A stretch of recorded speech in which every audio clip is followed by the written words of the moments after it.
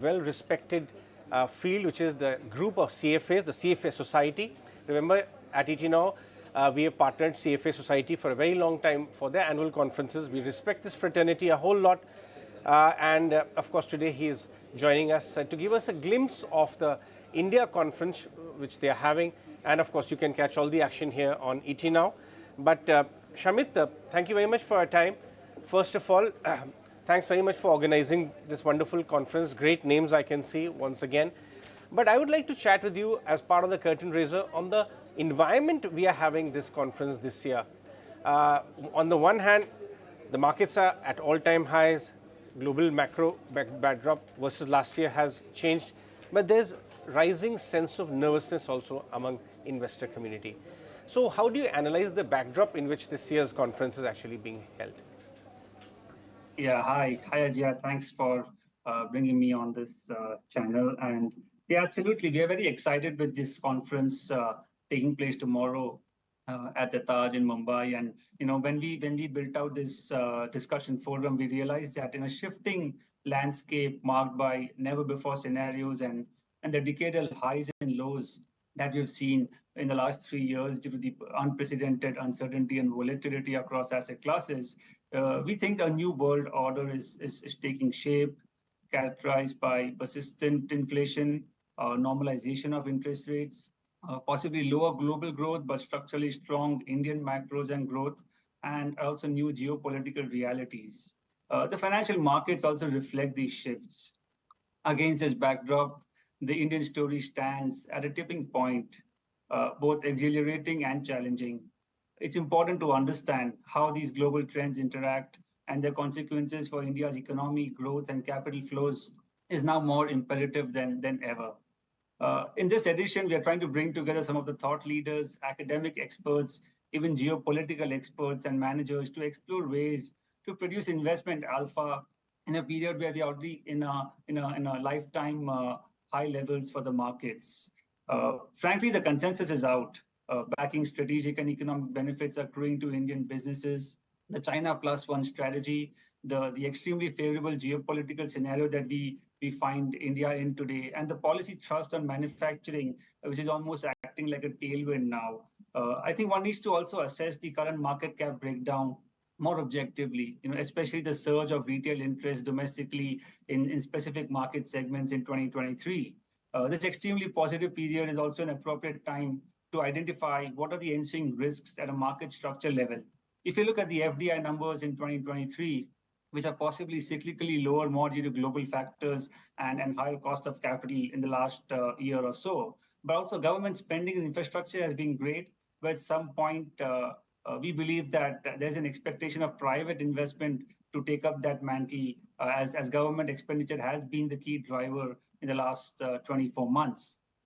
From that perspective, we've sort of built out this conference. We have experts like Hiren Dasani from Goldman Sachs Asset Management. We have the former Indian envoy, Mr. Navdeep Suri, who has been an ambassador also to the Middle East and has dealt with many geopolitical situations over the last 3 decades. We expect him to deep dive on the geopolitical scenario that can be a multi-decade opportunity for the markets and Indian businesses in itself. Also with the normalization of interest rates globally post the pandemic and the consequent implied lower inflation and rates ahead. And there is a case of reassessing if market flows would once again get expanded within the private equity and venture capital companies as well. Is the cold winter for startups over? I think we think so. At some point, this is going to show significant benefits accruing to the startup ecosystem in India. So we have Nitya Iswaran, obviously, from Multiples Asset Management, who will be talking about the size and scale of the VC industry and ecosystem, the emerging private debt ecosystem that's coming up in India. Also, the last 10 years, how they performed and looking forward to 2030.